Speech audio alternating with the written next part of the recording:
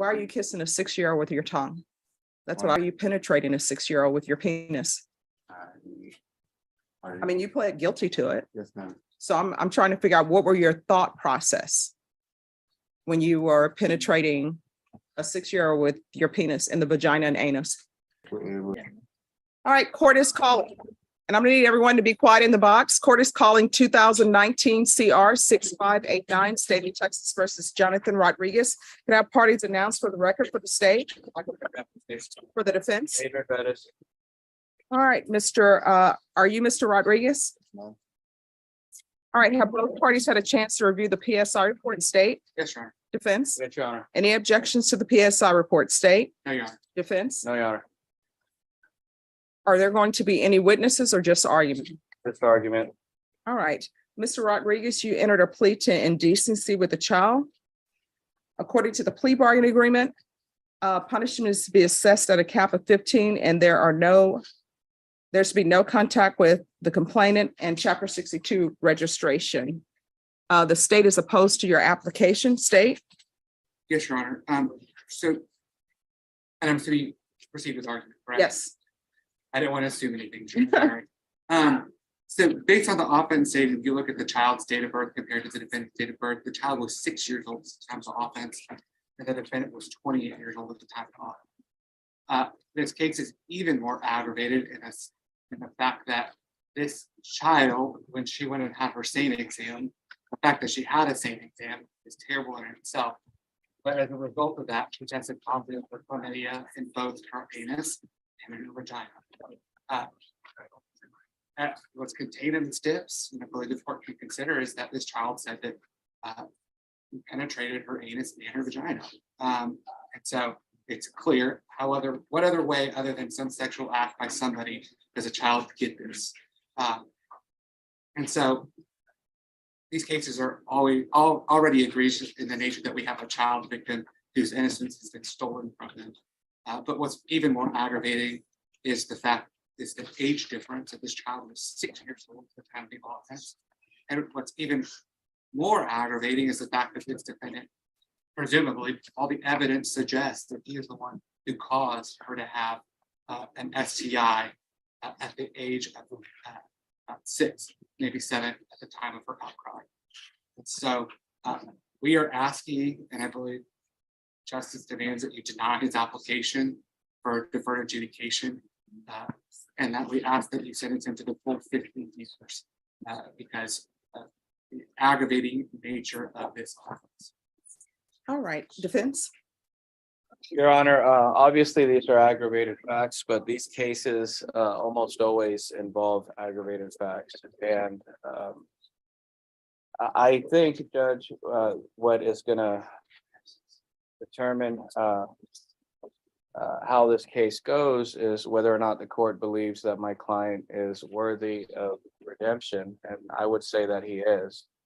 I am asking that you put him on deferred adjudication.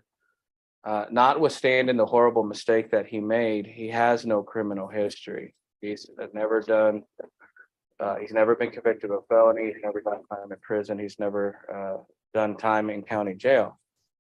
This is his first offense, and it is a horrendous offense. But the fact remains, he has no criminal history whatsoever. Further, Your Honor, if there is deferred adjudication, as the court knows, the court would not be limited to the sentencing range that it's limited today in the event that Mr. Rodriguez were to violate his deferred adjudication. Mr. Rodriguez at that point would be facing the maximum, which I think gives him incentive to behave himself while on deferred adjudication. Also on deferred adjudication, the court can order the treatment that he needs in order to rehabilitate himself. And the court could also order conditions to protect the complainant from the defendant. I'm asking, Your Honor, that you put him on deferred adjudication. This is a horrendous thing. There's not really anything I can say about that. But the fact is, I think he's worthy of saving. He has no criminal history. And I do think that I do think that he could right the ship, so to speak, Your Honor. All right, anything you wish to say? Um, Can you raise your right hand for me? yes, ma'am. Do you solemnly swear or affirm the testimony you give will be the truth and nothing but the truth, so help you God? You can lower your hand. So before you decide to testify, if you decide to testify, the state, of course, is allowed to cross-examine you. Do you still wish to testify? If I ask you questions, you can ask me questions too. You have to answer. Okay. All right, what would you like to say? No, about the probation, if you do give it to me, you know what I mean?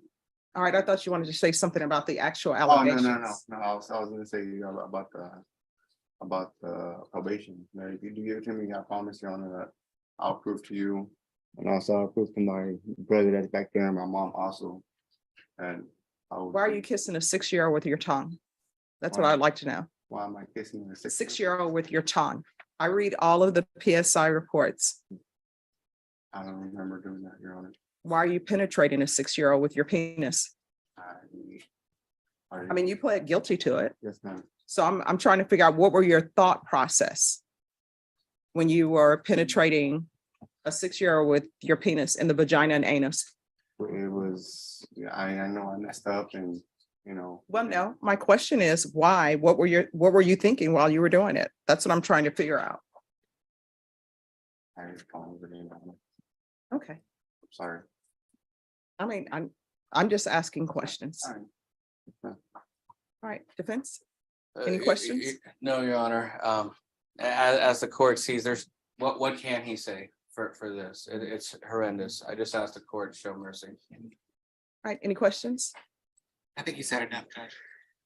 All right, this is what the court is going to do. The court is going to find you guilty, sentence you to 15 years in the prison, give you credit for any time served. There's chapter 62 registration and no contact with the complainant. Showing you what's entitled trial court certification of defendant's rights to appeal. Did you review that with your attorney? Did you understand it and did you sign it? That's fine. Because it's the plea bargaining agreement, because I followed your plea bargaining agreement and because you waive your right to appeal, you do not have the court's permission to appeal. Do you understand? Because this is a felony conviction, you're not allowed to own or possess any weapons or ammunition. If you have a question over what a weapon or ammunition is, you need to speak to an attorney. Do you understand?